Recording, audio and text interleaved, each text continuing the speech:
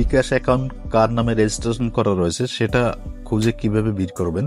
তো অনেক সময় আমাদের বিভিন্ন ক্ষেত্রে প্রয়োজন হয় যে বিকাশ যে এই নাম্বারটা রয়েছে এই নাম্বারটা কার এনআইডি কার্ড দিয়ে কিংবা কার ভোটার আইডি কার্ড দিয়ে রেজিস্ট্রেশন করা রয়েছে। আসসালামু আলাইকুম ওয়া রাহমাতুল্লাহ। বন্ধুরা সবাইকে ওয়েলকাম, আশা করি সবাই ভালো আছেন। তো বন্ধুরা, বিকাশ অ্যাকাউন্ট কার নামে রেজিস্ট্রেশন করা রয়েছে সেটা খুঁজে কিভাবে বের করবেন। তো অনেক সময় আমাদের বিভিন্ন ক্ষেত্রে প্রয়োজন হয় যে বিকাশ যে এই নাম্বারটা রয়েছে এই নাম্বারটা কার এনআইডি কার্ড দিয়ে কিংবা কার ভোটার আইডি কার্ড দিয়ে রেজিস্ট্রেশন করা রয়েছে সেটা আমাদের বের করার অনেক সময় প্রয়োজন হয়। তো বন্ধুরা, সেটা বের করার জন্য আপনাদেরকে যেটা করতে হবে, দেখুন এখানে লেখা রয়েছে সেল পিন। যে সেল পিন লেখা রয়েছে, সেল পিনের এখানে ক্লিক করবো। সেল পিন অ্যাকাউন্ট কিভাবে খুলতে হয় এই বিষয়টা যারা জানেন না, অবশ্যই আপনারা আমার চ্যানেলে ভিডিও দেওয়া রয়েছে, সেই ভিডিওটা দেখে অবশ্যই সেল পিন অ্যাকাউন্ট আপনারা ওপেন করে নেবেন।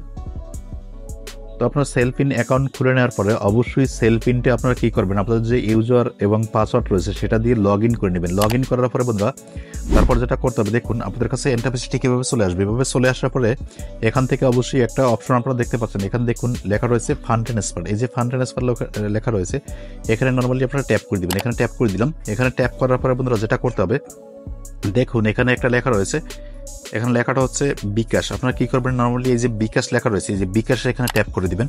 এখানে ট্যাপ করার পরে বন্ধুরা দেখুন এখানে লেখা অবশ্যই আপনারা দেখতে পাচ্ছেন, এখানে লেখাটা হচ্ছে বিকাশ নাম্বার। দেখুন এখানে যে বিকাশ নাম্বার লেখা রয়েছে, এই যে বিকাশ নাম্বার, এখানে কোন বিকাশ নাম্বারটা দিবেন, আপনি যে বিকাশ নাম্বারটা আপনি চেক করতে চান যে এই নাম্বারটা কোন এনআইডি কার্ড দিয়ে খোলা রয়েছে বা কার এনআইডি কার্ড দিয়ে খোলা রয়েছে, সেই নাম্বারটা অবশ্যই দিবেন, যে নাম্বারটা আপনি চেক করতে চান। তো বন্ধুরা, এখানে আমি নর্মালি এখানে আমার সেই নাম্বারটা অবশ্যই এখানে দিয়ে নিব। আপনারা আপনাদের কাঙ্ক্ষিত যে নাম্বারটা রয়েছে সেই নাম্বারটা এখানে দিয়ে নেবেন। দেওয়ার পরে বন্ধুরা যেটা করতে হবে, এখানে লেখা রয়েছে, দেখুন এখানে লেখাটা হচ্ছে নেক্সট। এই যে নেক্সটে আপনারা কি করবেন, নেক্সটের এখানে ট্যাপ করে দিবেন। এখানে ট্যাপ করে দিলাম। এখানে ট্যাপ করে দেওয়ার পরে বন্ধুরা এখানে দেখুন এখানে সকল ইনফরমেশন অবশ্যই আপনারা দেখতে পাচ্ছেন।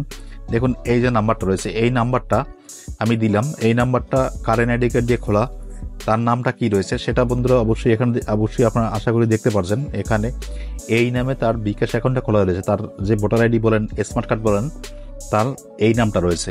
এই নাম দিয়ে অবশ্যই তার এই বিকাশ অ্যাকাউন্টটা রেজিস্ট্রেশন রয়েছে, তার এই এনআইডি কার্ড দিয়ে বিকাশ অ্যাকাউন্টটা রেজিস্ট্রেশন রয়েছে। এখন বন্ধুরা অনেক সময় এমনটাও হয়, আমরা যে বিকাশ অ্যাকাউন্ট ইউজ করি তাতে কোনো সমস্যা না, অনেক সময় আমরা যে বিকাশের পিন নাম্বারটা রয়েছে সেই পিন নাম্বারটা কোনো ক্ষেত্রে দেখা যায় কি কেউ আমাদের পিন নাম্বারটা দেখে ফেললো, আমাদের পিন নাম্বারটা চেঞ্জ করার প্রয়োজন হয়। তখন আমরা যখন চেঞ্জ করতে যাই তখন আমাদের কোন এনআইডি কার্ড দিয়ে বা কোন ভোটার আইডি কার্ড দিয়ে এই অ্যাকাউন্টটা রেজিস্ট্রেশন করা হয়েছে সেটা প্রয়োজন হয়। তো বন্ধুরা, এই প্রসেসটা ফলো করে আপনি নিজের নাম্বারও চাইলে চেক করে এনআইডি কার্ড বের করতে পারেন। তো বন্ধুরা, আশা করি ভিডিও আপনাদের ভালো লেগেছে। ভিডিও যদি ভালো লাগে অবশ্যই ভিডিওতে একটি লাইক দিবেন, আর আপনি যদি আমার চ্যানেলে নতুন হয়ে থাকেন অবশ্যই চ্যানেলটি সাবস্ক্রাইব করে পাশেই থাকবেন।